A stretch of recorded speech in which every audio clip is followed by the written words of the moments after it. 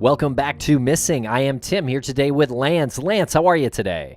Doing okay today. The topic that we have coming up for our listeners involves a couple of different elements of the sport of football as well as a missing person. So we talk about a little bit of the sport that this person really excelled at and gets into that sticky area of what we are willing to tolerate for our entertainment purposes. But before we get to that, I am not going to tolerate this any further until I know how you are doing. Are you doing as well as I'm doing? Thank you for asking. Yes, I am. I'm doing great today, and I agree this case is interesting to talk about. I am a fan of football, so, strangely, his style of play specifically, I think, had something to do with why he died. And so it's kind of a mystery that is multi-pronged, and I guess it gets a little controversial. But Cullen Finnerty went missing on May 26th, 2013, and was unfortunately found deceased a couple days later. And this is in Lake County, Michigan in 2013. And as you'll hear us describe in this conversation that we have with our partner, Jennifer Amell, Cullen was a superstar in college. Cullen was a superstar quarterback. He was the winningest quarterback in NCAA college football history. And he went on to be signed by the Denver Broncos, which is a huge accomplishment. And we do talk about this, like how much it actually takes to become a professional football player from college and the consequences that come with that. And this just has all of those earmarks of CTE. Sure does, and it's tragic, Lance, and that is a brain disorder that is commonly connected to football players, and we're still learning more about it as time goes by. So, and this story definitely helped, I guess, move that problem forward in the public consciousness. For sure. And it's not just the CTE. It's not just the concussions that happen. It's what happens to your entire body when you put it through the rigorous task of playing football, whether it's college or the professional level. He had herniated discs in his back, so he was prescribed oxycodone. That, coupled with the brain disorder, causes people to do things like all of the red flags that were going up in the days and weeks before his disappearance. 2 days later, he's found dead in the woods. The circumstances are suspicious because he's at a cookout and then decides he's going to go fishing at night at a distance away that makes no sense. And big thank you to our researcher, Marianne White, who helped us with research for this episode. We really appreciate it. She did a great job. And check out our subscription service. If you want ad-free episodes of Missing, you can do so by subscribing on Apple Podcasts for $2.99 a month, or you can go to missing.supportingcast.fm, subscribe that way, and you can get our bonus show as well. And Tim, what if someone wanted to follow us on social media? Oh, great question, Lance. They can do so at Missing CSM. And if you know anybody who is experiencing symptoms of CTE, there's a really amazing resource called the concussionfoundation.org, and you can contact them through their helpline, and you submit information about your loved one, and they support every person from athletes to veterans, anybody who is affected by CTE.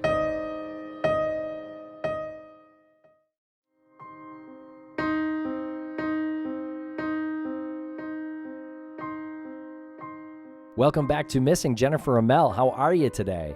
Doing well, Tim. Thanks for having me. I'm very interested to talk about this case today. It's a super sad one, and I have a lot of thoughts about football, which might make you angry, Tim. I don't care what you say about football. I can face the truth about a sport that I do enjoy watching.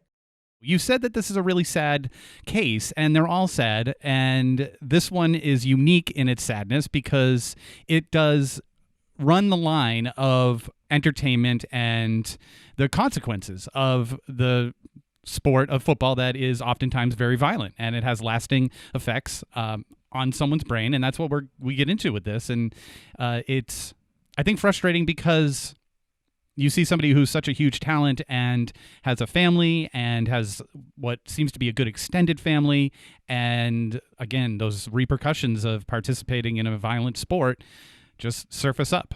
Yeah, I mean, this is definitely a case where there are windows of opportunity for like conspiracy theory, but I think just due to Cullen's behavior before his disappearance and later death. But I think this is definitely a case where like there's no foul play. Yeah, I think you're right, Jen. I definitely don't assume there's any foul play on this one. And Cullen John Finnerty was born August 18th, 1982. He went missing May 26th, 2013 from Lake County, Michigan. 6'2", 240 pounds, big guy, big, strong, white guy who played college football at Grand Valley State, where he led the team as their quarterback to 3 Division II football championships, NCAA Division II football championships in 2003, 2005, and 2006. And he became the winningest quarterback in NCAA college football history. That is an impressive stat because think about how old that institution is. I mean, that is incredible. Sorry, I have a quick question about winningest quarterback. Yeah. What does that mean? So he won the most games as a college football starter, a quarterback. Now, there's possibly several reasons for this. This is Division II, so not Division I, not like the Ohio States and Georgias that you're used to being in championship games that are on network TV. This is a little bit of a lower scale, but he won like something like 50 straight games, which is just incredible. And It seems like he was a real kind of Swiss Army knife as a player because he was a scrambler as a quarterback. And those are really tough to defend. And Cullen being so big, he actually just lowered his shoulder and took a lot of hits, a lot of extra hits that normal quarterbacks who are pocket passers wouldn't take. In fact, one of the announcers on one of the national championship games that he played and won said that Cullen had a quote-unquote linebacker mentality. So he enjoyed the contact. And he did go on to be signed by the Baltimore Ravens in the NFL in 2007. He was not drafted, but then he was released by the team in July, and he was signed to their practice squad during the season, which is a good sign. That means he's got a shot at a career in the NFL. And then in March 2008, Cullen was signed by the Denver Broncos, and then he was placed on waivers a couple of months later. And then after that, he went to play for the Cineplex Blue Devils of Austria, and then as the starting quarterback of the Muskegon Thunder of the CFL, which is an indoor football league that is played in Canada. But I think there could be something to the amount of contact that he took throughout college and high school as well, taking about as many hits as a normal running back would take. And if you follow the sport of football, you know that running backs just don't have as long of a playing shelf life as pocket passing quarterbacks do. Yeah, and I just want to circle back on you defining his style of quarterbacking as like a scramble style, and that does open you up to being hit in a way that a regular pocket passer won't be hit. You're now you just said it, like you've become a running back, so now you're opening yourself up to a lot more injury and a lot more just damage to your body. And he loved it. I mean, in the information that we have, he loved it. He did not shy away from getting those hits and also administering those hits to others. Like, he loved the contact of the sport, which is pretty important if you're going to be pursuing that as a career. And that brings me to my other point of how hard it is to actually make it in the NFL. You can be the most winningest quarterback in your division in history, and still, while making the practice squad is really good, he didn't make the pros. And he went to the Canadian Football League and the one in Austria and was able to play there. But I mean, you see these NFL players today, and I mean, the route that they had to go to get there, just physically, mentally, the commitment that it takes to do that is remarkable. When you have somebody like him who had such success in college. I have 2 questions. Perhaps you might be able to tell that I don't watch a whole lot of football. But what does it mean to be placed on waivers? Because Cullen was placed on waivers by the Denver Broncos. It essentially means he's been released by the team. Oh, okay. And any other team has a chance to pick him up, and no team did. But Cullen apparently wanted to play professionally, and he did in Europe. and then in the CFL as well. And I just think he probably had a lot of success in high school and college because of how big and strong he was. At the next level in the NFL, that advantage kind of disappears a little bit. Mm-hmm. Is Cullen like a larger guy than quarterbacks usually are? No, he's kind of right in the right range, 6'2", 240, maybe a little shorter than most of the very successful pocket passers out there today. Maybe bigger than most scrambling quarterbacks. I mean, I have to say, I think he probably could have been used as like a Taysom Hill type weapon in the NFL. Now, that's a pretty deep dive if to mention Taysom Hill. If you watch football, you probably know who he is. He plays for the Saints. This guy actually plays quarterback at times. He plays tight end officially, but he will run the ball and he will catch the ball. In fact, he's done all three this season in the NFL. He's thrown for a touchdown, caught a touchdown, and ran for a touchdown. So quite a Swiss Army type weapon in real life in the NFL. So I do feel like Cullen probably could have had a career like Taysom Hill if play callers or coaches were, risk averse enough to take a chance on him. Well, when you said that name, Jen definitely nodded like she knew him. I'm just playing along. So Cullen's family. Let's talk about his family for a little bit. His parents, Tim Sr. and Maureen, they live in Michigan. He was close with his siblings. He had an older brother, Tim Jr., younger brother, Brandon, and a sister named Courtney. Cullen met his wife, Jennifer, in Grand Rapids, Michigan, and the two married in 2010. Cullen then landed a job in the medical sales industry, and they bought a house in Howell. And Cullen and Jennifer had two children, Caden and McKinley. And on the evening of Sunday, May 26, 2013, Cullen decided rather spontaneously to go fishing on the Baldwin River in Michigan. He had been vacationing that Memorial Day weekend with his wife and her family.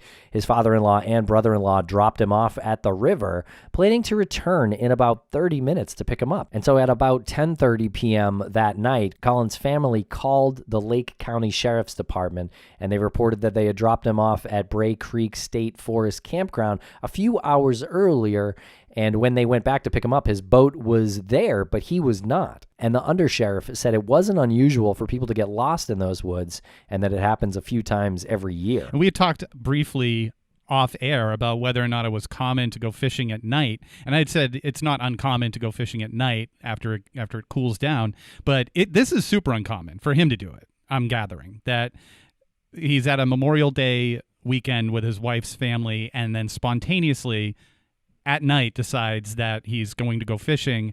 And the timeline is a little confusing. Then we're going to try to kind of clear that up later on.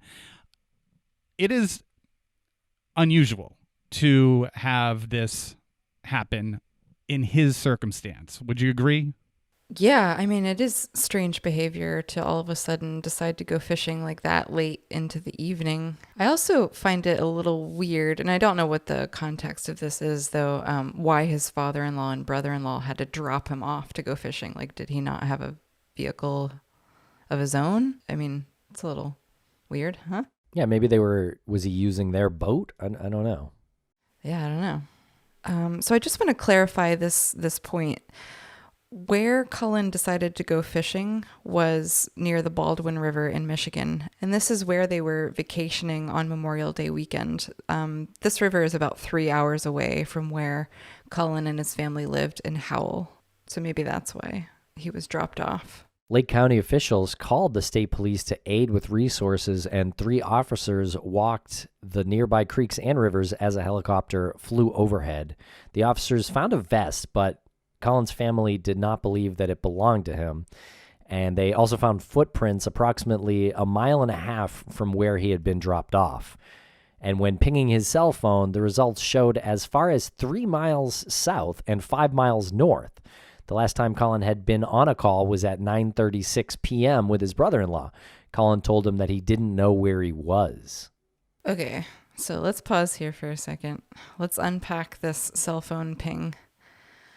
I'm a little confused. Like, does that mean if it pinged 3 miles south and 5 miles north, that means he's like walking back and forth?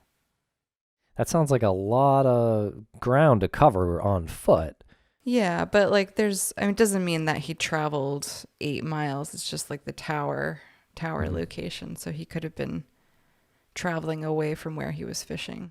So what you're saying is that during multiple times while they were calling him, he was in the area of these two, or I'm going to say two just for the sake of argument, two cell phone towers, one to the north and one to the south, that he was within the range of those cell phone towers. Yeah. After 9:30. Yeah. And again, it probably too much ground to cover on foot, obviously, but on a boat, I wonder. I don't know, or possibly a vehicle. But yeah, I think what you're saying, Jen, is more accurate. That he probably didn't actually end up traveling that far. It just the pings got distributed between two different towers. Right. Yeah. So he was traveling probably in one direction after 9:30 when he placed that call to his brother-in-law. Probably wondering where he was. I mean, all right. So this is an interesting call. He places at 9:36 to his brother-in-law, and Cullen tells his brother-in-law that he doesn't know where he is. So we know for a fact that Cullen believed he was lost. And to further emphasize that point, we know from the undersheriff that it wasn't unusual for people to get lost in those woods. So we're not seeing anything like suspicious at this point, other than the very spontaneous, and that's only odd, the trip that he took to go fishing in the first place. Yeah, and then this phone call to his brother-in-law, because apparently they were supposed to pick him up only a half an hour after they dropped him off, and then they didn't show up until 10:30, which is interesting because Cullen called him at 9:30, an hour before, and told his brother-in-law that he was lost. Why did it take them an hour? Unless they had an hour to travel. But it doesn't make any sense why they would.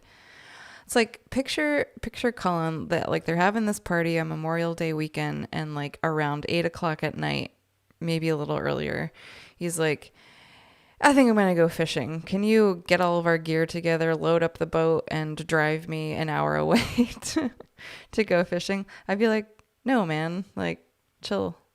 Yeah. Let's go tomorrow or go early in the morning. They had made a plan to come back to pick him up in 30 minutes. So why not just wait for him? If the plan was I'm going to fish for 30 minutes. Doesn't seem like a long time to fish, though. Like, are you certainly not a long time you get in the boat, you row out, you throw in your line a couple of times, and then that's pretty much it. Mm-hmm. So why are they not just waiting for him? Right. Yeah. Maybe they just didn't think he could do any even get to the creek or something in those 30 minutes, and they just were like, well, he needs at least a couple hours. But like, I don't know why that wouldn't have been communicated or discussed. Yeah, it's weird. And it's especially because he was going out on a boat. Like, he had to put a boat in the water. It takes a little bit of time. It's not like he's just casting from the bank or anything, Okay, so by the next morning after Cullen has been lost in these woods, helicopters were searching overhead, and they actually had cadaver dogs, and they were combing in the forest below. And then by Tuesday, the search party had grown to include 13 officers from Lake County, 22 reserve officers, and almost 100 local volunteers, and dozens of friends and family members. So pretty big search effort. And then the many searchers combed the grid of Weber Township, looking for any sign of Cullen. The area was covered in waist-deep swamps and dense foliage. So as of Tuesday night, Cullen had been missing for 48 hours. And among one of these search groups was Chuck Martin, Cullen's football coach at Grand Valley State, who was now the offensive coordinator at Notre Dame, and Kurt Ains, the quarterback Cullen succeeded. And this particular group had been searching closest to the nearest road, through backyards and, past trailers that were there. I'm not sure if these were like residential trailers or camping trailers, but there was also some huts, some cabins, and some deer blinds for hunting. And they made their way through some branches into a clearing when Ains' wife, Lindsay, started screaming, "Oh my God, oh my God." And it was there a half mile from his fishing boat that they saw Cullen. He was laying face down with arms at his side, wearing olive-colored waders and a camouflage jacket. And the police came rushing over. Poor Lindsay. Yeah. I mean, a lot of people go out and they do these searches, these volunteer searches, and I wonder how many people actually think they'll be the one to find the person, and what are you going to do when that happens? And what a horrible moment for this poor woman. Yeah, absolutely. I mean, it's got to be somewhere in your mind if you're like in a search party, you're hoping that you find them alive. I know at one point the family was hoping that, Cullen was just lost in the woods or hiding in a deer blind or, something, not deceased. Interesting, the position that his body was in too, being face down with his arms at his side, which kind of makes it seem like when I first was looking through this, it made me think that he had like a brain aneurysm or something, or a heart attack, or something happened really fast that he just fell over. Mm-hmm. Yeah, like he was incapacitated somehow and just like fell face forward into the mud. And we'll be right back after a quick word from our sponsors. Thanks to our sponsors, and now we're back to the program. And Cullen's body showed no signs of trauma, and he was dressed appropriately for the elements.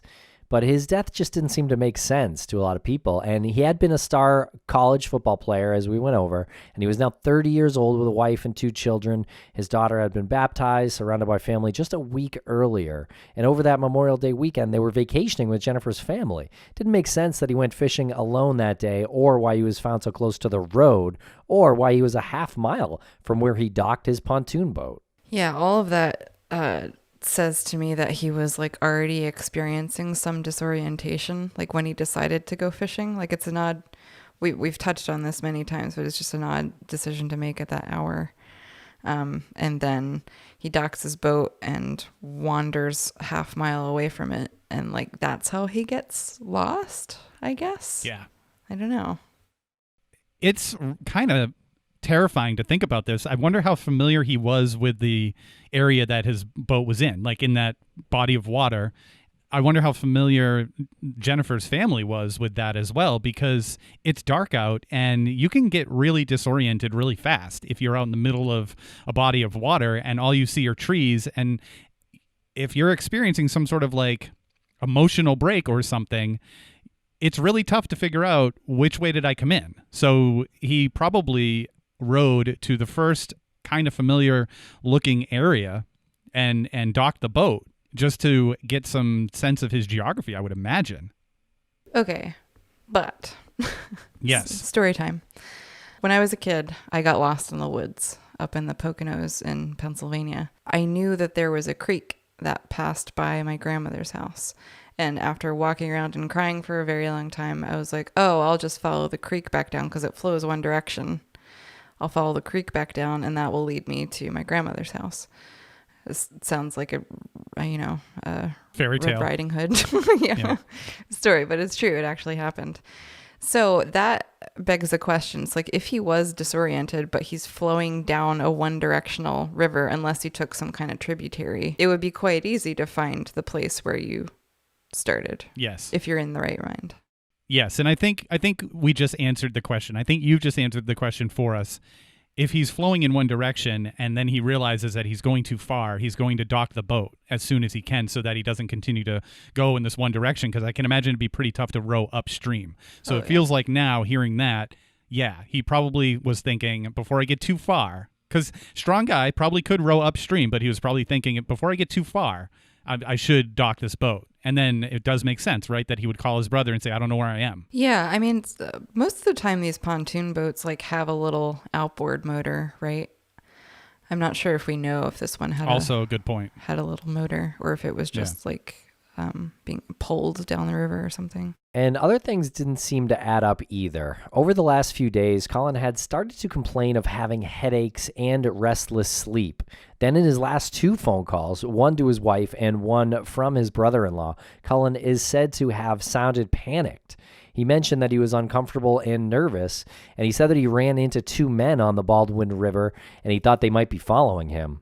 While on the phone with Jennifer, he is said to have called out multiple times, quote, "Hey, are you there?" end quote.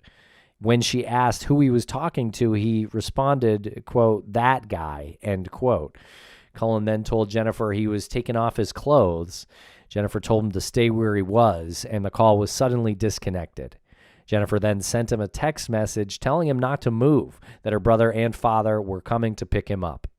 So the last call that Cullen has on his cell phone record is from his brother-in-law. We don't know specifically what time this was, but it should have been, well, that was around 9:30, so he must have talked to Jennifer like a little bit beforehand. And they had this very strange kind of interaction where he says, you know, he's being followed in the woods. He's calling out to some man in the night. Like, it's very strange. And then saying he's taking his clothes off too, which we know he didn't do because he was found with his clothes on. It's all very bizarre. There's a lot of contradictions here. Cullen was 6'2", like we said. He was a big guy, 240 pounds, and he was called Superman and Rambo by his friends because it was like he was invincible. It wasn't like he was afraid to shy away from fights, and they were saying if he was being followed or felt danger, it wasn't typical of him to be panicked or scared. He was described as being fearless, and it didn't make sense for Cullen to be in such fear during those last 2 phone calls.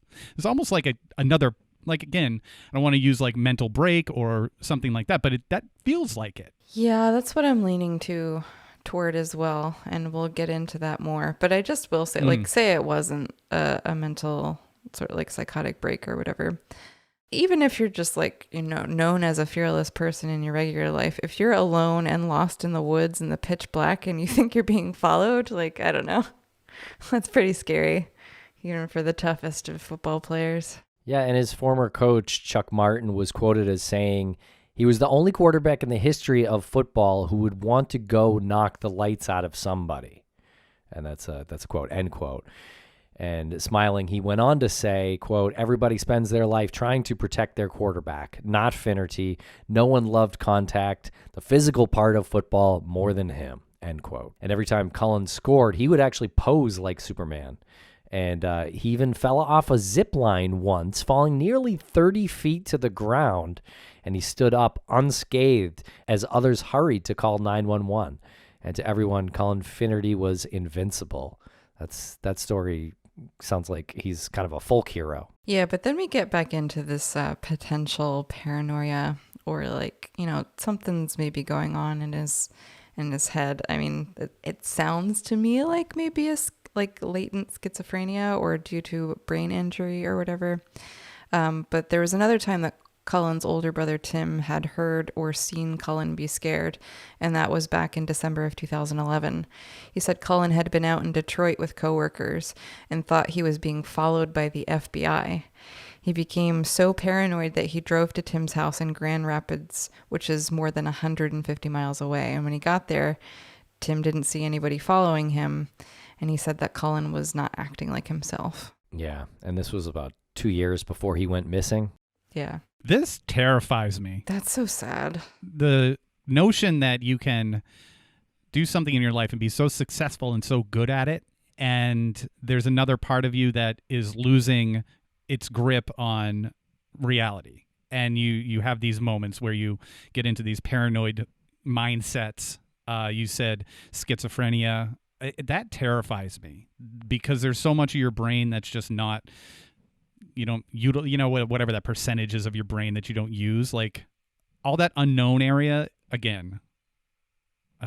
I mean, it's the ultimate irony, right? Like, yeah. Because he was so good at this, like, very violent sport, it potentially caused damage to his frontal lobe. And, you know, that's why he started having potentially hallucinations and stuff like that.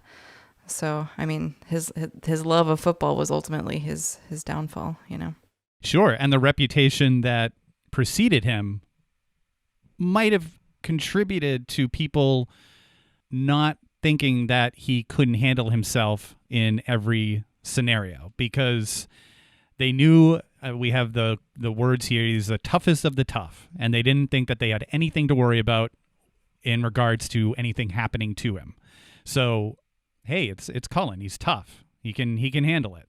But they did rush to the area to help look for him because they assumed that he would be hiding, maybe taking a bit of his surroundings in a deer blind or an abandoned house or something like that. Yeah, I mean, those phone calls must have been very alarming for them to respond the way they did.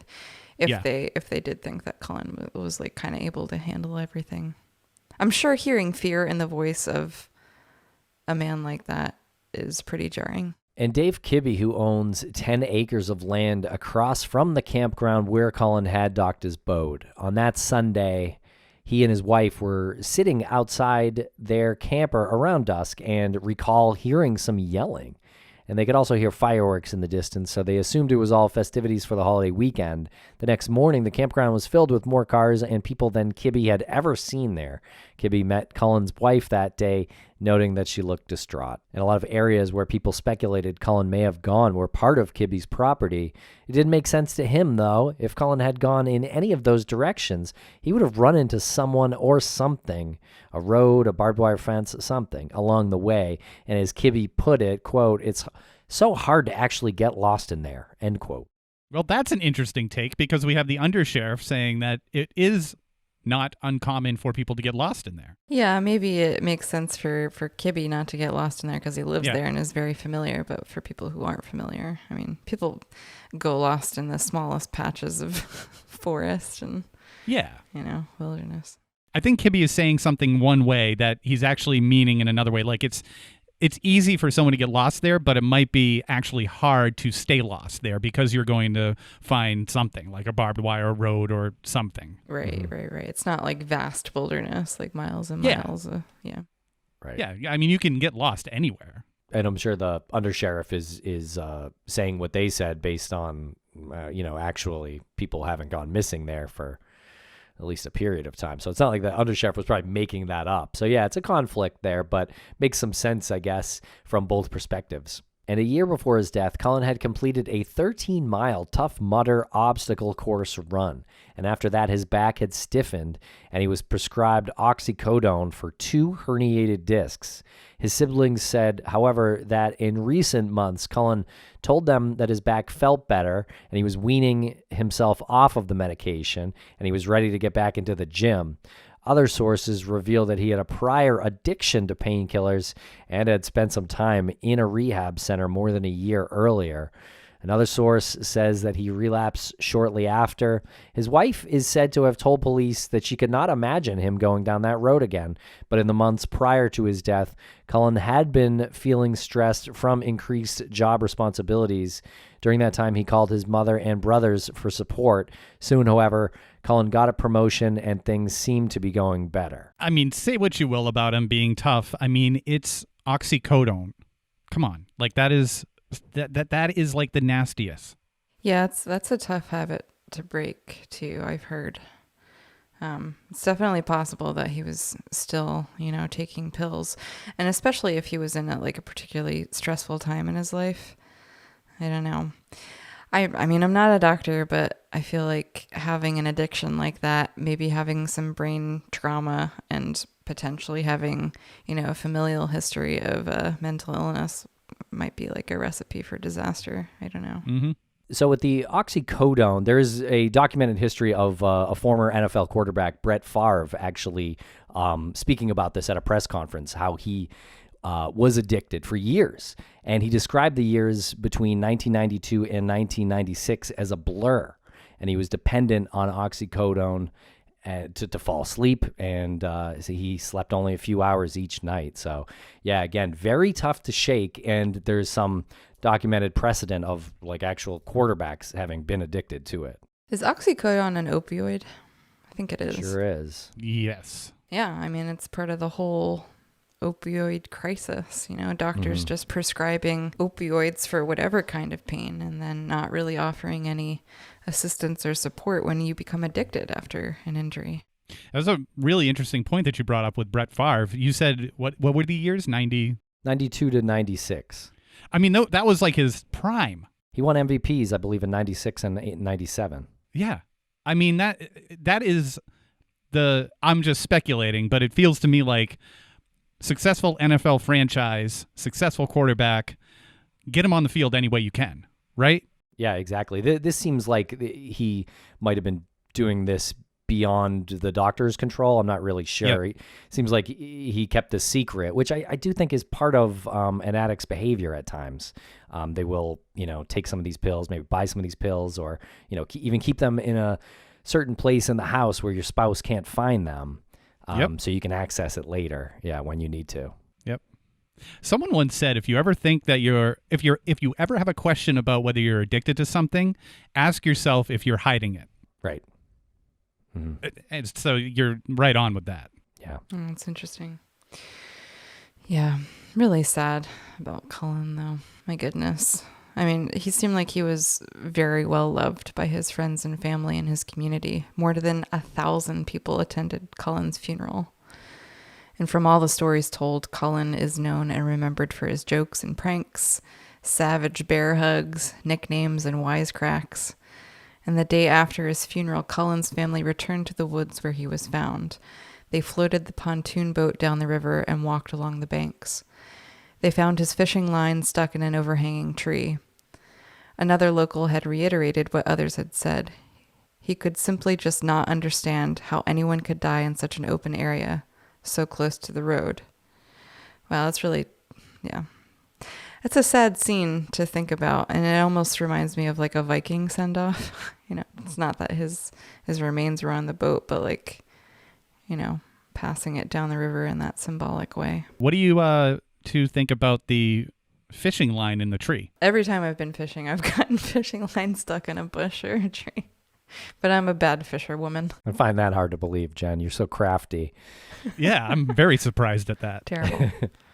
I have many skills, but fishing is not one of them. Yeah, maybe it's pretty natural, somewhat normal, especially if he's disoriented at some point out there, which we know he kind of was. So I don't know what to make of it. Also, how do they know it was his fishing line? I mean, was the rod there with it, I wonder? I don't know. Must have been. I once thought that I could fly fish. Spent a whole summer fly fishing. You know how many fish I caught? 0. You know how many times I got the line caught up in a tree or some sort of branch in the river?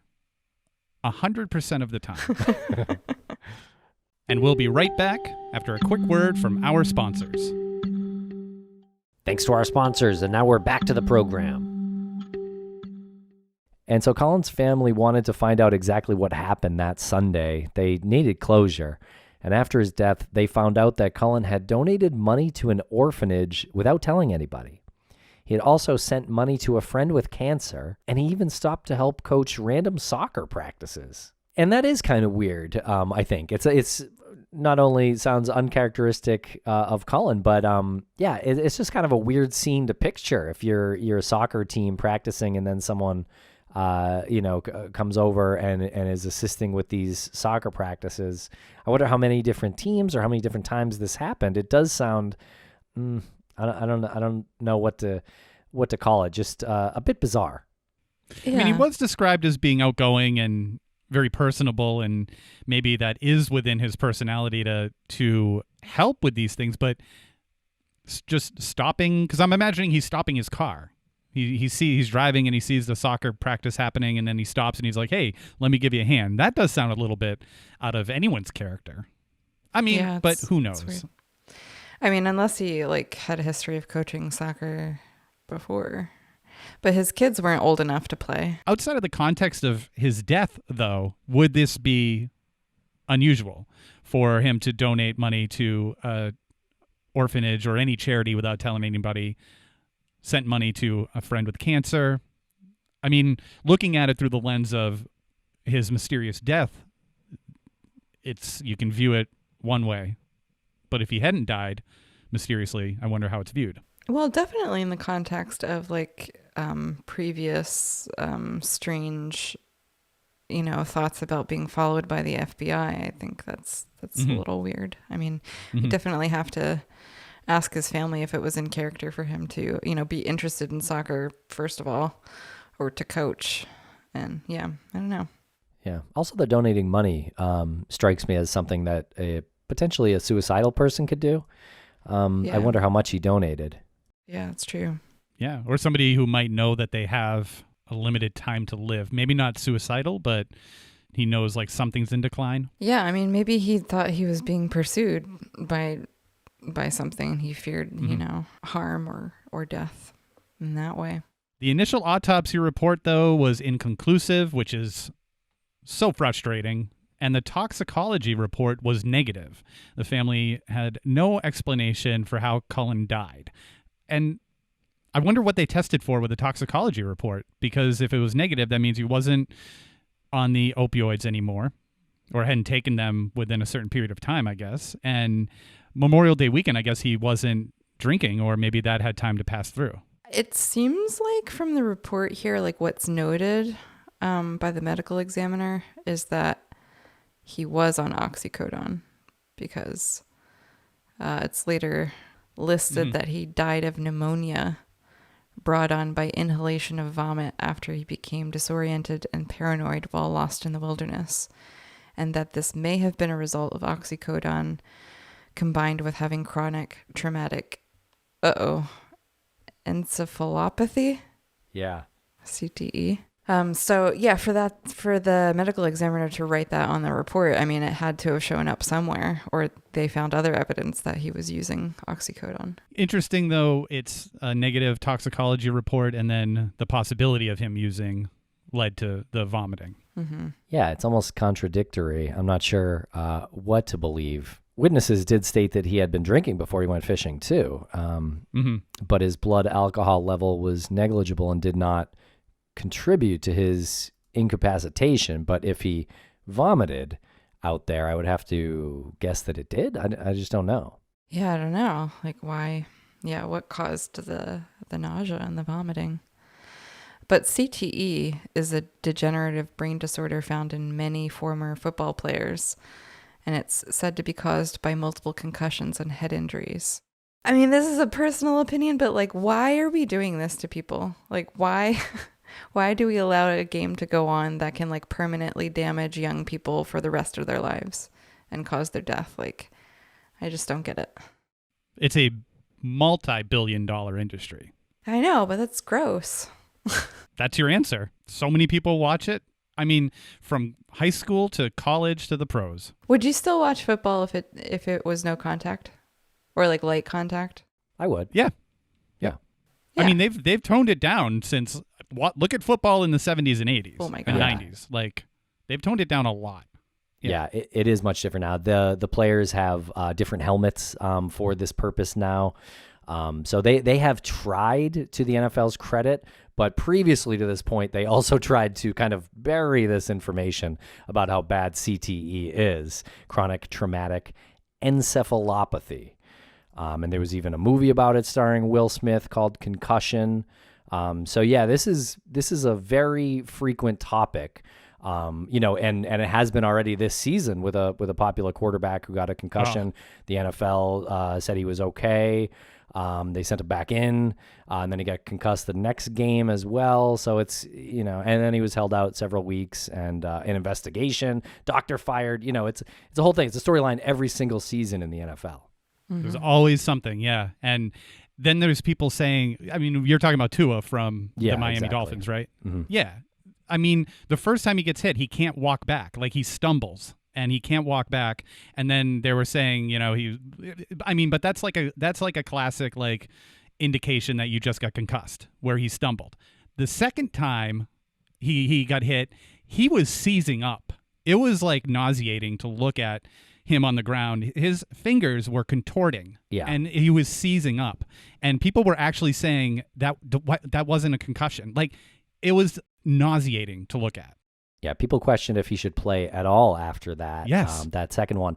That first one, I have to note, though, that Tua himself and his coaching staff said that it was his back that made him stumble there. I know most people who saw the video disagree. And then the doctor went on to be fired. So something happened there. I don't know. It could be just like the culture of players wanting to be out there. Yeah, put me in, coach. Exactly. This is their livelihood. Bleeding from a head wound. Yeah. Yeah. Most of these players come from some impoverished situation, and they know they have a very small window to make a lot of money to set up their families for the rest of their lives. So yeah, put me back in, and we're going to deal with the consequences later on. And the saddest story, and I've mentioned it before, the saddest story I think in sports, one of the saddest in sports history, is Junior Seau shooting himself in the chest because he wanted his brain studied. Right. For CTE specifically. Yeah. He knew he was experiencing massive symptoms. Wow. Yeah. But despite all of this Cullen's family said that they don't blame his death on football, but some of them wonder about head injuries and concussions and their cumulative effect, especially how physical Cullen was when playing football. I don't know why the family doesn't think his death was related to football. I mean, maybe they have some other ideas about what contributed to Cullen's death in the woods. But anyway, we have this forensic pathologist, Dr. Stephen Cole, with the Kent County Medical Examiner's Office, and he issued the following statement, quote, "A likely sequence of events on the night of death includes anxiety, disorientation, and paranoia from being alone in the woods when he was not met as expected after fishing." He goes on to say these emotions could have been exacerbated by an elevated oxycodone level combined with CTE. He became incapacitated, vomited, and inhaled the vomitus, which caused pneumonia. Although witnesses stated he had been drinking before he went fishing, we mentioned before that his blood alcohol level was negligible and did not contribute to his incapacitation, end quote. If he was on oxycodone, though, and was drinking, that can sometimes increase the effect. Yeah, and I'd totally say it was like due to drinking and using oxy, but then we have a couple other instances of him exhibiting paranoid behavior years before. So I think that CTE is probably definitely a culprit in this death. Yeah. And in 2018, we were just talking about the responsibility that the college football, professional football has with their players. Jennifer Finnerty joined 3 other families of deceased college football players in filing wrongful death lawsuits against the NCAA. The lawsuit claims that concussions led to their premature deaths. The rest of Cullen's family, however, was shocked by the lawsuit and wanted no part of it, which is very interesting. And his brother Tim said that they don't believe that the concussion caused his death, and this lawsuit is causing tension in the family. That's really sad. I mean, I feel 2 ways about this. I mean, I can definitely see how it would rub the Finnerty family a little wrong, Jennifer filing this lawsuit, because it kind of seems like a grab for money due to this tragedy. But then from Jennifer's side, it's like, I do believe that it's a huge issue in college ball. I mean, these kids are like 18 and they're ruining their whole lives. I think the NCAA needs to be held accountable for this. Yeah, I would agree. This seems pretty direct, unless Cullen had some sign of mental illness before he started playing football. Right, yeah. I mean, damage to your frontal lobe can cause all sorts of weird things to happen in your executive function, in your emotional and mood states, and it can even cause like auditory and visual hallucinations as well. So mimicking schizophrenia, but not necessarily schizophrenia. And you can see how this can cause tension. You can, in a way, see both sides of the argument here. Tim had told his dad after the lawsuit, "How is this making anything better?" This is a quote. "When are we ever going to be able to move forward? 5 years later, and it still feels like last week. We'll never be able to fully heal from this. We should all be enjoying and remembering Cullen for what he was, how great of a guy he was, how fun-loving of a guy he was. This was our Superman." And again, I think that you can see both sides of the argument, but in no way insulting the family by saying this. I'm not trying to insult the family by saying this, but when are we ever going to be able to move forward? And then he says, "This was our Superman." I think that attitude of Cullen being invincible is a little reckless, a little dangerous, because I think maybe you're getting hung up in what you wanted him to be, what you perceived him to be, and that wasn't really the reality. Yeah, and maybe Jennifer's way of making some meaning out of her husband's death was to file this lawsuit so she could change how the game is played for future players. Personally, I think that's a way of moving forward, more than staying in that mindset that this invincible Superman character just dropped dead. Right, yeah. Yeah, she's trying to make real change while some of Cullen's family is sort of focused on his memory. And the reality of the situation is that Cullen helped to earn millions of dollars for the NCAA. Jennifer and Cullen's family is absolutely, they should be given some of that. Yes, 100%, in my opinion. Wait, what was that you said, Tim? he helped earn millions of dollars for the NCAA, not to TV deals, things like that. He won 3 championships with this team. I mean, people bought tickets to see him. Oh yeah, that's totally true. I mean, yeah, it's just a very, very sad case, and it really pains me to hear that the family's at odds after his death, that they can't understand each other and come to some agreement that everybody grieves in different ways. I wonder if the tension isn't directly from the lawsuit. The lawsuit was just something that was the straw that broke the camel's back. Maybe the tension had been building because one party felt the other party was responsible for leaving him there, or, letting him go fishing, dropping him off, not showing up on time. Maybe there's some blame that was kind of running under the surface there. Well, maybe, Jennifer kind of buys this theory that it was the CTE and potentially oxycodone that caused his death, and his family just doesn't want to believe that. Yeah. They don't want to believe that this game that their family loves so much caused his death, and they don't want to believe that they're Superman had an addiction problem. It's really unfortunate. Or maybe they have other reasons that we don't know about to believe something different happened to him. And our fantastic researcher, Marianne White, makes a note here that she has not found any outcome from the lawsuit. To learn more about concussions or CTE, you can visit concussionfoundation.org.